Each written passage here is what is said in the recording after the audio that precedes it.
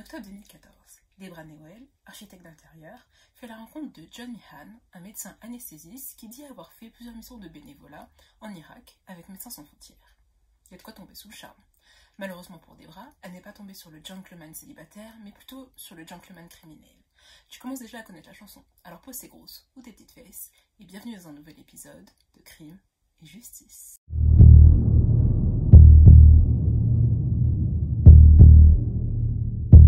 Avant de vous raconter l'histoire de Debra Newell, on va commencer par faire connaissance un petit peu avec John Meehan pour comprendre le personnage et voir à quel individu on a affaire. John Meehan est né le 3 février 1959. Il a été élevé par son père William Meehan avec ses deux sœurs Donna et Karen. Un point qu'on peut tout de suite aborder, c'est que John est un gros sociopathe. Et en fait, depuis son enfance, il a été formé à la malhonnêteté et à toutes sortes d'arnaques. Son père William s'inspirait des gangsters et des membres de la mafia pour éduquer son fils. Du coup, très tôt, John a été initié aux diverses arnaques pour se faire de l'argent facile. Un exemple d'arnaque, John allait se jeter sous les voitures qui ralentissaient près des passages piétons et menaçait le conducteur. Il lui disait « Donne-moi les $300 ou sinon je porte plainte et ton malus d'assurance va augmenter ». Au cours de sa vie, il a tenté et même réussi à arnaquer plein de femmes vulnérables à travers tous les États-Unis. Et en plus de tout ça, John était un véritable drogué, accro à la cocaïne, et il vendait également de la drogue. Et d'ailleurs, il a même été arrêté pour ça dans sa jeunesse. Mais malgré tout ça, je pense que le plus grand crime de John Meehan, ça a été d'être un sacré pervers narcissique qui manipulait les femmes vulnérables pour arriver à ses fins. En 1988, John va rencontrer sa première femme, Tonya Bales. Tonya est infirmière et ils se sont rencontrés sur son lieu de travail. Au bout d'1 an de relation, ils se marient et Tonya va même aider John à passer son diplôme d'infirmier. Après environ 10 ans de relation et après avoir eu 2 enfants, John décide du jour au lendemain de quitter Tonya et de demander le divorce. Du coup, Tonya se pose des questions parce qu'elle se dit « Bon, ça fait pratiquement 10 ans qu'on est ensemble, on a déjà eu 2 enfants, tout se passait bien et du jour au lendemain, il va demander le divorce. » Donc elle va en parler à sa famille et sa famille va lui dire « Écoute, c'est pas normal, tu devrais creuser et essayer de retrouver sa famille. » Donc Tonya, qui ne connaissait aucun membre de la famille de John, a décidé de creuser à ce niveau-là et elle est tombée sur la mère de John qui était soi-disant morte. Donc Dolores, la mère de John, va faire des révélations explosives à Tonya. Elle va lui dire que John a toujours interdit à sa mère de contacter sa famille, de contacter ses petites filles et sa belle-fille. Et étrangement, Dolores va dire à Tonya qu'elle attendait son appel, mais qu'en même temps elle n'avait pas hâte que Tonya l'appelle parce qu'elle s'est dit « Bon, le jour où je reçois l'appel de Tonya, c'est que tout va mal et qu'il y a un gros problème. » Donc Dolores va dévoiler à Tonya tout le passé criminel et sordide de John Meehan. Donc elle va lui dire que c'était un drogué, qu'il a eu des problèmes avec la police, et d'ailleurs elle va lui demander est-ce qu'il se drogue encore. Et là Tonya tombe des nues parce qu'elle se dit genre John, mon mari, se drogue. Et effectivement, elle va aller fouiller dans la maison et là, elle va tomber sur une boîte en carton qui contenait des fioles et des fioles de médicaments qui ont été volés dans l'hôpital où John et elle travaillaient. Quand Tonya a découvert ça, elle s'est empressée de dénoncer John à la police. Quand John a appris la découverte de Tonya, mais aussi qu'elle l'avait dénoncé aux autorités pour vol de médicaments et détention de drogue à son domicile, là, Tonya a vu le vrai visage de John. Et il a commencé à la menacer de mort, à lui dire de profiter de ses derniers jours, de faire attention. Bref, John est devenu complètement fou. Finalement, John et Tonya ont bel et bien divorcé, mais Tonya a toujours eu peur de John et de ce qu'il pourrait lui faire à elle et à ses filles. Donc pendant très longtemps, Tonya et ses 2 filles ont vécu dans la peur de John et dans la menace de John. Après son divorce avec Tonya, John va faire la rencontre de Meg Maggard en 2001. Il va rencontrer Meg sur un site de rencontre et va se décrire comme un médecin anesthésiste et va même convier Meg à un voyage à Cancun. Meg est une personne qui a une très basse opinion d'elle-même. Elle vient de divorcer et elle a très peu confiance en elle. Et là, Meg est hyper impressionnée parce qu'elle se dit « Waouh, ce mec est médecin, en plus il est beau gosse et là il est en train de m'inviter à un super voyage au Mexique. » Donc John va lui proposer de venir à une convention et elle va le suivre. Ça fait déjà quelques mois que Meg et John se fréquentent quand il y a ce fameux voyage au Mexique. Et Meg va avouer qu'avec le recul, elle se rend compte que John savait exactement comment il fallait la traiter. Elle était dans une position très vulnérable par rapport à son divorce et au manque de confiance en elle. Et John la faisait sentir vraiment comme une princesse. Donc les deux partent au Mexique, mais au bout de 2 jours, le séjour va virer au cauchemar. Donc au bout du 2e jour, elle voit John arriver et se plaindre en fait d'une douleur au dos. Donc il vient avec à la main des petites fioles de médicaments et des seringues. Donc là Tonya regarde, elle se pose des questions mais sans plus. Et d'un coup, elle va voir John en fait se serrer la cheville avec une ceinture et d'un coup se planter la seringue remplie d'une substance inconnue selon Meg entre les 2 orteils. Meg voit ça et là elle se dit oula, là il y a un truc qui va pas, c'est pas normal ce qu'il est en train de faire. Bien évidemment, John va se justifier en disant qu'il est médecin, qu'il sait ce qu'il fait et qu'il s'est fait cette injection-là pour la douleur. Sauf que malgré cette injection, il va continuer à se tordre de douleur et à se plaindre. Donc Meg va décider de l'emmener à l'hôpital au Mexique, mais elle va garder cette image en tête et se dire non là il y a vraiment quelque chose qui va pas, je me sens en danger. À son retour à l'hôtel, Meg va faire ses bagages et va repartir aux États-Unis. Une fois sur le sol américain, elle défait ses bagages et elle se rend compte que, sans faire attention, elle a emporté un des sacs de John. Elle va l'ouvrir et là, elle va découvrir une tonne de fioles de médicaments, des seringues. Là, ça la conforte encore plus dans l'idée de se dire il y a un problème, c'est pas normal. Même s'il est médecin, il n'a pas à se trimballer avec autant de médicaments. Donc en fouillant un peu plus dans le sac, elle va trouver une carte qui ressemble à une carte de visite avec les coordonnées d'une certaine Tonya Bayliss. Donc elle va appeler cette Tonya, découvrir que c'est l'ex-femme de John et elle va aussi découvrir tout le passé de John. Tonya va lui confirmer que John est un vrai drogué et qu'il peut être très dangereux. Elle va aussi la mettre en relation avec le détective Dennis Luken qui s'est occupé de l'affaire de John quand elle l'avait dénoncé à la police pour la détention des médicaments. Donc comme je le disais tout à l'heure, ça fait déjà quelques mois, environ 2-3 mois que Meg et John se fréquentent, donc ils ont le temps de se voir, etc. Et elle a aussi accès à la maison de John. Donc le détective Luken va demander à Meg de fouiller les lieux pour découvrir en fait de la drogue et pouvoir inculper John. Donc c'est ce que Meg va faire, mais elle va se dire que John était tellement impressionnant que elle savait que John était à l'hôpital au Mexique et qu'elle était aux États-Unis et qu'elle devait fouiller sa maison. Donc en fouillant la maison, en recherchant des preuves ou quelque chose, elle se disait qu'elle sentait en fait comme une présence et qu'elle avait l'impression que John allait surgir à tout moment et qu'il allait lui sauter dessus, l'agresser, etc. Donc c'est pour vous dire à quel point le mec était dangereux et dégageait quelque chose de malsain. Donc finalement, la fouille va être fructueuse, bien entendu. Meg va découvrir plein de flacons de médicaments, des seringues, mais elle va aussi découvrir un revolver. Et en fait, John était en probation et il n'avait pas le droit de détenir une arme à ce moment-là. Un mandat d'arrêt était mis à l'encontre de John et au moment de son arrestation, John va se rendre compte que le nom de Meg figure sur le mandat d'arrêt. Donc qu'en gros, c'est de la faute de Meg si lui il a été arrêté. Et ça va mettre John hors de lui. Tout comme quand il a découvert que Tonya l'avait dénoncé aux autorités pour toute la drogue qu'il avait cachée à son domicile, là, John va être hors de lui et va commencer à menacer Meg. Donc après cet épisode, donc après l'épisode de Tonya et de Meg, John va être condamné à de la prison en 2002, mais il ne va faire que 17 mois sur toute sa peine. Donc à sa sortie de prison, et comme s'il n'avait rien de mieux à faire, John va mettre ses menaces à l'encontre de Meg à exécution et va tenter de la tuer. Donc Meg raconte qu'elle sortait son chien dans son lotissement et que d'un coup, une voiture est arrivée et lui a foncé dessus pour la renverser. Bien heureusement, Meg n'a eu qu'une jambe cassée, mais voilà, elle est certaine que c'est John qui a essayé de la tuer, même si, quand la police a vérifié, John avait soi-disant un alibi. Mais bon, on sait que le mec c'est un mytho, donc c'est, je pense, easy pour lui de trouver un alibi ou de mentir sur les choses comme ça. Et là, l'histoire aurait pu s'arrêter là, parce que bon, John a été condamné, il a fait sa peine de prison, même s'il ne l'a pas fait entièrement, il a quand même fait de la prison. Il commence à avoir un casier judiciaire plutôt lourd. Donc voilà, John, c'est le moment de te calmer et de trouver une condition. Mais non, parce qu'en 2013, John va faire une nouvelle victime. Il va faire la rencontre de Marileigh Andersen, qui est une écrivaine brésilienne, et attention, multimillionnaire. Ils se sont rencontrés à l'hôpital parce que Marileigh venait de subir une opération au cerveau pour éliminer une tumeur qu'elle avait et John s'est présenté après son opération comme étant son anesthésiste. Encore une fois, John va prendre soin de choisir une victime vulnérable puisque Marileigh vient de se faire opérer de sa tumeur au cerveau et en plus, elle est en instance de divorce donc elle a sûrement très peu confiance en elle par rapport à tous les événements qui sont en train de se passer dans sa vie. Après quelques temps de relation, forcément, John a pu faire ses recherches et constater à quel point sa nouvelle victime était riche, et il va réussir à convaincre Mary Lade de transférer 37 millions de dollars sur son propre compte en banque. Pour justifier tout ça, grand manipulateur qu'il est, il va dire à Mary Lade que c'est pour l'aider dans son instance de divorce, que si l'argent ne se trouve plus sur son compte en banque à elle,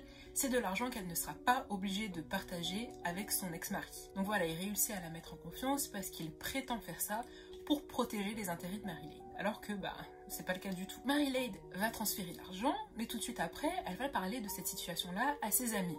Donc elle va leur expliquer ce que John fait pour elle, et là ses amis, et franchement elle peut leur dire merci, vont lui dire écoute, la situation elle est bizarre, c'est pas normal qu'il te demande de transférer autant d'argent. Si cet argent-là arrive sur son compte, Mary Lade, tu ne reverras jamais tes 37 millions de dollars. Donc Mary Lade réfléchit et se dit ouais, c'est vrai que c'est peut-être pas normal. Donc finalement, par chance, elle aura le temps de stopper le virement et les 37 millions ne vont jamais arriver sur le compte en banque de John. John va la prendre et ça va le mettre hors de lui. Il va dire à Mary Lade que c'est elle qui lui a volé finalement les 37 millions de dollars, que cet argent lui appartient et que si elle veut qu'il la laisse tranquille, elle n'a qu'à le payer 37 millions de dollars. Donc ses propres 37 millions de dollars à elle. Non mais on est où là? Après tout ça, Mary Lade va décider de porter plainte contre John et un nouveau mandat d'arrêt va être émis à l'encontre de John. Là, je pense qu'il commence à avoir l'habitude, le petit gars. Avant cette nouvelle arrestation, les enquêteurs ont procédé à une perquisition au domicile de John et là, ils ont découvert des éléments plus qu'incriminants et plus qu'alertants. Donc, ils ont découvert sur son ordinateur les photos de toutes ses victimes, donc toutes les personnes qu'il a rencontrées sur un site de rencontre et qu'il a pu arnaquer, donc comme s'il avait son tableau de chasse qu'il voulait admirer tous les soirs. Ils ont retrouvé forcément de la drogue, ils ont retrouvé une arme, mais aussi un kit de kidnapping, donc de la corde, du ruban adhésif, bref, toute la panoplie pour kidnapper.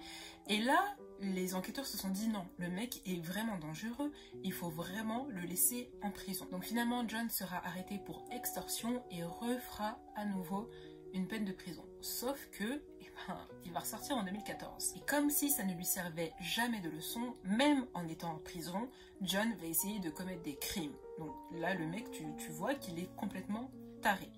Donc en prison, il va menacer l'enquêtrice qui s'est occupée de son arrestation pour l'affaire d'extorsion avec Mary Lade. Donc il va mettre un contrat sur la tête de Julia Bowman. En fait, il va tout simplement demander à un codétenu s'il connaît quelqu'un qui pourrait tuer Julia et qu'il est prêt à payer cette personne 10 000 dollars. Et en fait, on va même apprendre qu'il aura mis un contrat sur chaque enquêtrice qui a plaidé contre lui pour pouvoir l'envoyer en prison. Clairement, le but de John Meehan, ce n'est pas de vivre, mais c'est de vivre pour terroriser toutes les femmes qui traverseront son chemin. Et là, je vous ai raconté vraiment les histoires les plus flagrantes, on va dire, parce que John est vraiment soupçonné d'avoir arnaqué et tenté d'arnaquer des centaines et des centaines de femmes à travers toutes les États-Unis. Mais comme chaque chose a une fin, les aventures de John vont finir par s'arrêter après sa rencontre avec Debra Newell.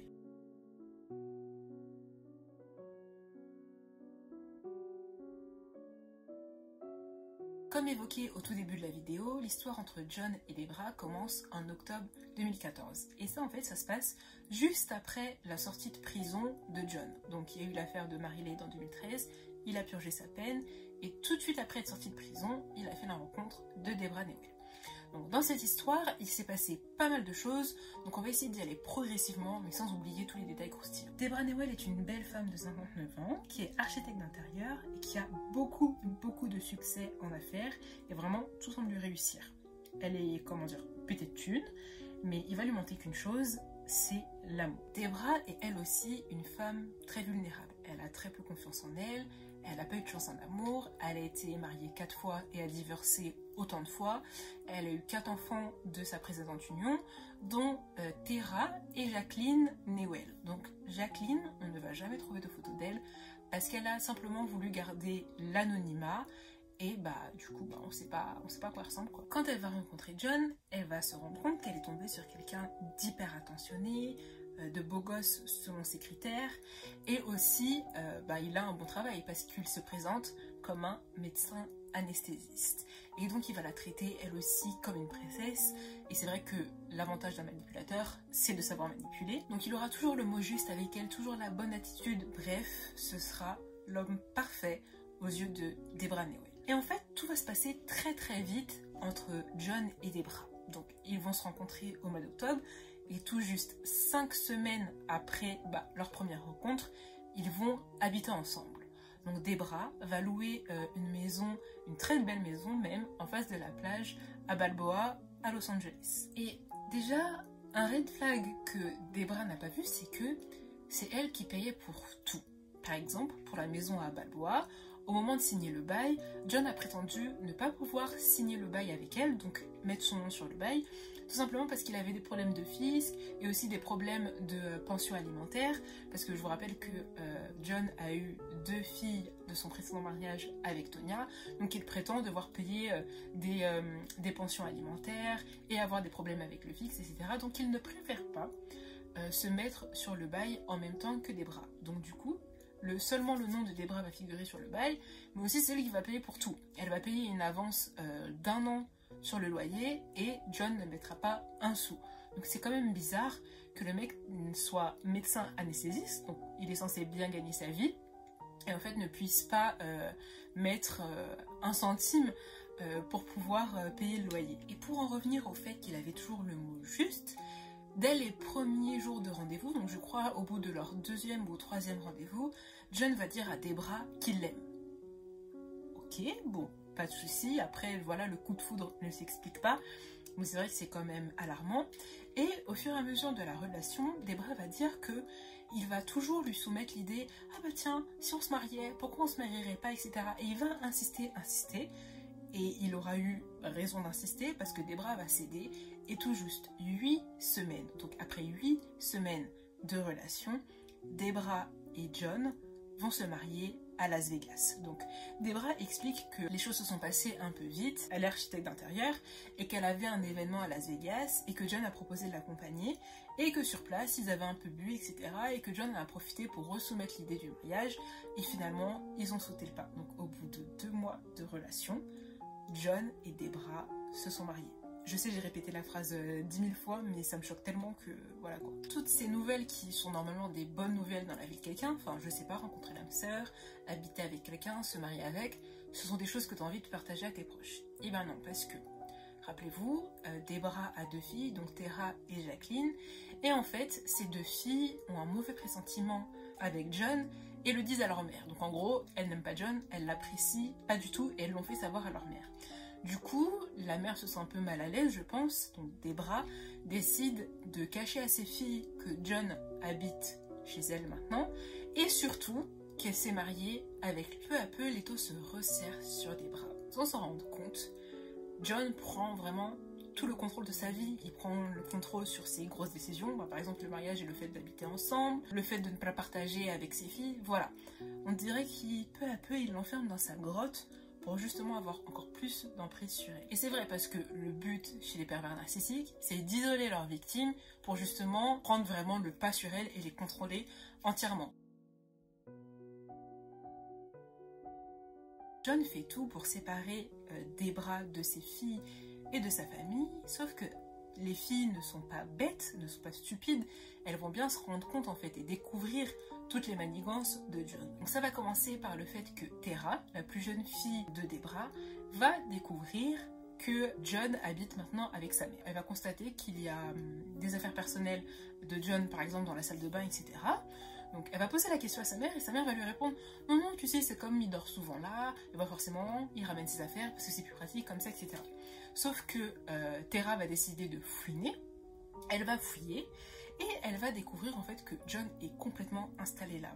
Et ça, Tara ne va pas le comprendre, elle va pas comprendre pourquoi sa mère lui a menti et surtout pourquoi elle s'est installée avec un mec sur lequel elles ont un si gros mauvais pressentiment.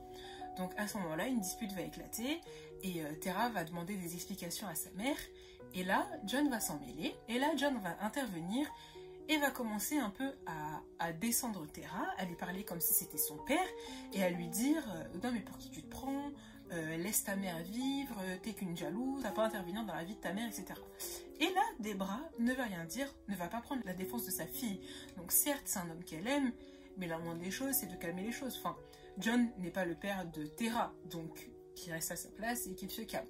Mais là, Debra ne va rien dire, et Tara va être tellement furieuse qu'à partir de ce moment-là, elle va décider d'arrêter de parler à sa mère parce qu'elle se dit tout simplement que sa mère a préféré choisir John par rapport à elle. Et après cette dispute, John va bien prendre soin de retourner le cerveau de Debra et lui dire oui, tu sais, Tara, elle est jalouse de moi, elle veut pas que tu te maries, si t'as toujours été malheureuse, c'est à cause de tes filles, donc voilà, il faut que tu sois heureuse, tes filles ne veulent pas que tu sois heureuse. Et malheureusement, Debra va se laisser manipuler par John. Et dans les diverses interviews, quand Debra raconte son histoire, elle va bien dire, avec du recul maintenant cette fois-ci, que John en fait se montrait plus prévenant que contrôlant. Par exemple, lorsqu'elle allait au travail, il proposait systématiquement d'aller la déposer en disant « Ah bah comme ça, tu n'auras pas à conduire, etc. » Mais au final, quand on regarde bien et quand on voit bien à quel point John est malsain, il l'a déposée au travail plutôt pour contrôler. Comme ça, il se disait qu'elle n'avait pas de voiture, qu'il savait où elle était et à quelle heure, et que c'est lui qui maîtrisait l'emploi du temps de Debra. Et elle, Debra, amoureuse comme elle était, elle voyait ça comme de la bienveillance, alors que finalement c'était de la manipulation et une manière de tirer encore plus les rênes et de tenir vraiment Debra sur son emprise. Et elle dit aussi que John était un tel manipulateur qu'il arrivait à avoir réponse à tout. Donc je vous rappelle, les filles de Debra ne sentent pas du tout John. Jacqueline, donc elle qui a décidé de conserver son anonymat, était la plus méfiante. On va dire que Tara, elle, n'aimait pas John, mais sans plus. Mais Jacqueline avait vraiment une animosité envers John et elle le détestait. Donc ce qu'elle a décidé de faire, et elle a bien fait, c'est d'engager un détective privé. Tout était louche chez John. Par exemple, il disait qu'il était médecin anesthésiste, mais il avait systématiquement les mains dégueulasses. Donc un mec qui, pratique au bloc opératoire doit avoir tout sauf les mains dégueu. Et un autre truc aussi, un autre détail, c'est qu'elle dit que John se promenait systématiquement en tenue de docteur, en scrub, comme ils disent aux États-Unis. L'accent. Et donc du coup ça a mis un peu la puce à l'oreille à Jacqueline parce qu'elle se dit c'est bizarre en fait qu'il porte systématiquement tout le temps pour aller faire des courses, pour tout il portait l'uniforme de docteur. Si bien que un jour, Debra avait invité John à un gala de charité et lui, au lieu de se présenter en costume, parce que bon les galas de charité c'est un petit peu bourgeois, c'est un petit peu fancy, et il faut être bien habillé, et lui au lieu de venir en smoking ou en costard, et il est venu en tenue de docteur. Donc ça a mis la puce à l'oreille à Jacqueline parce qu'elle s'est dit mais en fait c'est comme s'il jouait un rôle, comme s'il portait son déguisement tout le temps pour se convaincre qu'il était vraiment docteur anesthésiste. Donc elle engage le détective privé et en plus de ça elle colle un traceur sur la voiture que John conduit tout le temps pour suivre un petit peu ses allées et venues et essayer de comprendre vraiment ce qu'il fait dans la vie. Grâce au traceur, elle va se rendre compte que John surveille souvent sa mère et elle va se rendre compte aussi qu'il la surveille elle. Plusieurs fois elle va remarquer grâce au tracker que John se gare à côté de son appartement et qu'il reste stationné là pendant quelques temps. Donc l'enquête du détective privé va démontrer que John n'est pas docteur anesthésiste, même si ça je pense que vous vous en doutiez déjà, et qu'il a simplement un diplôme d'infirmier, donc le diplôme qu'il a eu avec sa première femme, Tonya. Ils vont découvrir aussi toutes les injonctions d'éloignement qu'il y a contre John. Donc il y en a à peu près 7 ou 8 des injonctions, et elles ont toutes été demandées par des femmes différentes. On va découvrir bien évidemment son casier judiciaire, qu'il était un drogué, qu'il volait des médicaments dans ses anciens travails. On va même découvrir qu'il y a eu plusieurs incidents avec des hôpitaux. On va voir que John avait un jour ramené une arme au travail, qu'un des employés l'avait signalé mais que rien n'avait été fait, donc je crois qu'il avait simplement été renvoyé de cet établissement-là. Et il y avait eu un autre problème aussi, c'est qu'il avait été vu en train de voler les médicaments d'un patient. Et ça aussi, ça avait été signalé, mais personne n'avait rien fait, il avait juste été renvoyé de l'établissement. Et un autre détail aussi, mais cette fois-ci qui aura été remarqué par Debra elle-même, c'est que John avait fait installer des caméras de surveillance dans la maison de Balboa. Je pense que c'était pour avoir encore plus d'emprise et surveiller tous les faits et gestes de Debra. Sauf que ce qui s'était pas dit, c'est que lui pouvait surveiller Debra, mais que Debra pouvait le surveiller aussi. Et un jour, Debra a remarqué qu'il partait au travail Il attendait que Debra revienne, puis revenait à la maison pour dormir ou pour jouer aux jeux vidéo toute la journée. Donc forcément, quand la famille de Debra a fait toutes ces découvertes, elle s'est empressée d'aller le raconter à Debra pour la mettre en alerte et pour lui dire voilà, t'as vraiment plus rien à faire avec ce mec-là, fuis quoi. Mais Debra était tellement comme aveuglée en fait par l'amour peut-être qu'elle portait à John, et puis comme lui aussi arrivait à l'amener en bateau sans aucun problème, du coup Debra n'a pas voulu voir la vérité en face. Et si bien que quand elle a appris tout ça, elle a quand même confronté John en lui disant bah voilà, tu as fait de la prison, il y a des ordres de restriction contre toi, qu'est-ce qui se passe? Et John, grand manipulateur qui avait toujours le mot juste et toujours une excuse pour tout, a réussi à embobiner Debra et lui a dit que tout simplement le John Meehan qui était concerné par tout ça, eh ben c'était pas lui, qui s'était trompé, que c'était quelqu'un d'autre, que lui il avait rien à voir avec tout ça. Et il a même été jusqu'à aller voir un avocat avec Debra, et l'avocat a confirmé à Debra que effectivement ce n'était pas le bon John Meehan et que son John Meehan à elle n'avait absolument rien à voir avec tout ce dont on l'accusait. Donc je sais pas comment il a fait pour convaincre l'avocat, mais il en va de soi qu'il a dû payer cet avocat pour qu'il puisse raconter tous ces bobards-là à Debra. J'ose même pas imaginer à quel point la famille et surtout les filles de Debra devaient être dépitées. Bien heureusement, les choses vont changer et Debra va finalement prendre conscience de qui est vraiment John. Donc Debra dit que même si elle se voilait la face, au fond d'elle, il y avait cette voix qui lui disait que quelque chose n'allait pas. Surtout parce qu'en fait, elle a remarqué que le comportement de John était bizarre. Enfin, elle a vu qu'il n'allait pas travailler, elle a vu que bizarrement, il avait toujours une excuse pour tout. Et un jour, en fait, Debra est partie regarder le courrier et elle a vu un courrier qui provenait d'une prison. Donc elle l'a ouvert.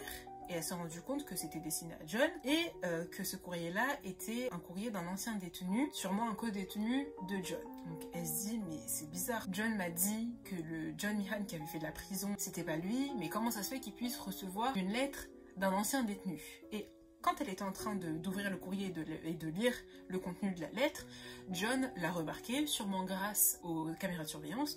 Donc il a surgi de nulle part, il a pris le courrier des mains de Debra et lui a dit « Non mais tu sais que ce que tu fais c'est un crime, je pourrais porter plainte contre toi, tu n'as pas le droit d'ouvrir mon courrier, etc. » Ok, enfin ils sont quand même mariés femmes. Là Debra elle s'est dit « Ouais, là il y a vraiment un truc bizarre avec John, donc il faut vraiment que je me sorte de là parce que ça va mal finir pour moi. » Donc elle s'est sentie en danger, elle a commencé à prendre toutes ses dispositions. Donc elle a contacté un avocat pour essayer de voir comment elle pouvait annuler le mariage et comment elle pouvait s'en sortir pour pas que John la ruine, parce que je vous rappelle que Debra est pété de thunes, que son affaire marche très bien. Une des raisons pour laquelle John doit être avec Debra, c'est surtout pour son argent. Parce que je vous rappelle qu'elle paye pour tout, c'est elle qui paye le loyer, c'est elle qui paye les sorties, c'est elle qui paye pour toutes les dépenses et John ne met pas un copec dans le couple. Debra ouvre enfin les yeux et comme je vous disais, continue de prendre ses dispositions, donc voit un avocat, prévient même les autorités et ce qu'elle va faire aussi, c'est qu'elle va retirer de l'argent de son compte en banque pour pouvoir en mettre de côté et en cacher pour pouvoir fuir John. Sauf que John, ce qui l'intéresse principalement, c'est l'argent.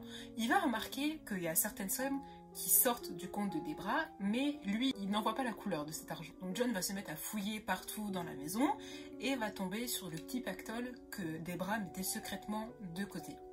Donc un soir, Debra va rentrer à la maison et John va lui dire « C'est quoi cet argent-là? Qu'est-ce que tu en fais ?» Debra va lui répondre que c'est son argent et qu'elle a le droit d'en faire ce qu'elle veut. John va lui répondre « On est mariés, ce qui est à toi est à moi. » Ok, Debra va lui dire « Oui, mais ce qui était à moi avant ton arrivée est toujours à moi. » Et ça, John ne va pas du tout l'apprécier. Et Debra va finir par lui dire « Écoute, je mets tout cet argent-là de côté parce que je veux te quitter et je te quitte en fait. » Et là, John va être hyper menaçant. John va se mettre devant elle et va lui dire « Bah écoute, là maintenant, frappe-moi. Vas-y, frappe-moi. » Donc Debra, qui n'est pas du tout une femme violente, enfin, elle le regarde et non, elle veut pas le frapper. Et il finit par lui dire « De toutes les façons, si tu me frappes, je vais faire en sorte que tu ne te relèves jamais. » Donc là, Debra, elle prend ses jambes à son cou, son argent et elle se casse. Et après le départ de Debra, John va continuer à être menaçant. Il va lui envoyer des messages de menaces, il va l'appeler, lui laisser des messages, si bien que Debra va se sentir tellement en danger qu'elle va déménager, et elle va déménager un peu secrètement. Elle va déménager dans un endroit où elle pense qu'il ne va pas aller la chercher, dans un complexe où il y a un maximum de sécurité, donc plein de codes d'entrée, plein de caméras de surveillance. John, lui, continue à être menaçant et va même aller jusqu'à brûler la voiture de Debra alors qu'elle était au travail. Cette situation-là, elle a duré plusieurs mois, donc Debra, elle vivait vraiment dans la peur et elle s'est dit mais il va vraiment s'en prendre à moi, je vais finir par mourir, cette histoire-là va mal finir pour moi. Sauf que ce qu'elle ne savait pas, c'était que le père de John l'avait éduqué tel un gangster et lui avait toujours dit « Écoute, si tu veux te venger de quelqu'un, ne te venge jamais directement sur lui, mais tu n'as qu'à t'en prendre aux membres de sa famille. » Et ça, malheureusement, Debra va le découvrir à ses dépens. Le 20 août 2016, Jacqueline, qui maintenant vit avec Debra, va se rendre compte que John les stalk et qu'il rôde autour de leur appartement. Elle va voir que John conduit une voiture de location, une Dodge grise. Et du coup, comme elle prend un peu peur, elle va avertir sa petite sœur, Tara, et lui dire « Écoute, John il rôde autour de notre appartement, donc il peut peut-être rôder aussi autour de toi, donc fais attention, sois vigilante, il roule une voiture de location, c'est une Dodge grise, garde l'œil ouvert, la journée se passe, la soirée arrive, et finalement, il ne se passe rien. » Par contre, le lendemain, donc le 21 août 2016, Tara, qui elle rentrait du travail, se gare sur son parking pour se rendre à son domicile. Elle se gare systématiquement à la même place qui est la place SR 423. Pour elle, tout va bien, elle rentre du travail, elle est de bonne humeur. Ce qu'elle n'avait pas remarqué, c'était que la Dodge grise de John était garée juste à côté d'elle et sans plaque d'immatriculation. Donc Tara se gare, sort de la voiture, se dirige vers son appartement et d'un coup, un homme surgit de nulle part, essaye de l'attraper et lui dit « Est-ce que tu te souviens de moi ?» Elle se rend compte que l'homme est John et qu'il essaie de l'attraper pour la diriger dans sa Dodge. Elle va se rendre compte pendant l'agression que John a à la main un sac en papier, donc comme un sac de fast-food, je crois que c'est un sac de tacos. Dans ce sac, il y a un énorme couteau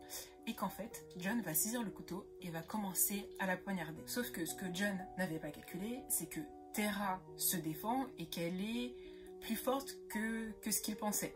Donc Tara se défend, donne des coups de pied, donne des coups et à un moment donné réussit à faire tomber le couteau. Et là elle se dit ok, elle regarde le couteau et elle a eu des réflexes de malade parce que franchement moi je sais même pas si j'aurais pu réagir comme ça. Donc elle a eu les réflexes de prendre le couteau et de commencer à elle, à son tour, poignarder John pour qu'il puisse la lâcher. Donc elle l'a poignardé à l'épaule, au bras. Et là elle s'est dit en fait je peux pas juste me défendre et faire en sorte qu'il me lâche, c'est que là à ce moment-là c'est soit lui ou moi, donc soit moi je meurs, soit lui il meurt. Donc elle continue à le poignarder, elle finit par le toucher à la tête et dans la lutte elle finit par lui donner le coup fatal. Donc Tara va réussir à planter le couteau dans l'œil de John et ça va immédiatement lui toucher le cerveau. John va se mettre à convulser et tomber par terre. Il y a une témoin qui habitait dans le complexe d'appartements de Tara qui a vu toute la scène et qui justement pendant la lutte était en train de descendre pour venir porter secours à Tara. Son premier réflexe a été d'appeler la police. Donc la police était déjà en chemin. Tara, quand elle s'est rendue compte de tout ce qui s'était passé, elle a directement appelé sa mère en pleurs et elle a dit à sa mère « Maman, je suis vraiment désolée, je crois que j'ai tué ton mari. » Debra, quand elle entend ça, bah, tout de suite, elle va sur les lieux pour essayer de rejoindre sa fille. Finalement, Tara et John vont être amenés à l'hôpital. Donc Tara aurait été blessée et elle va être interrogée aussi par la police par rapport à l'agression. Lui, John, a été sévèrement touché au cerveau et sera mis en fait sous respirateur. Donc apparemment, il n'y a plus aucune activité cérébrale. John va décéder 3 jours après l'agression. Et c'est ici que vont s'arrêter les aventures de John Meehan. Aujourd'hui, Debra et ses filles et même toute sa famille sont encore plus proches que jamais et Debra a décidé de ne pas refaire sa vie pour le moment, donc elle souhaitait rester célibataire et vraiment prendre son temps pour ne pas se remettre dans une situation pareille et clairement ça se comprend. Go Debra, j'espère que tu rencontreras l'amour et que une histoire comme ça ne t'arrivera plus jamais. Faites très attention à qui vous laissez rentrer dans votre vie et puis voilà. Donc n'hésitez pas à mettre des likes, à vous abonner et merci d'avoir regardé cette vidéo.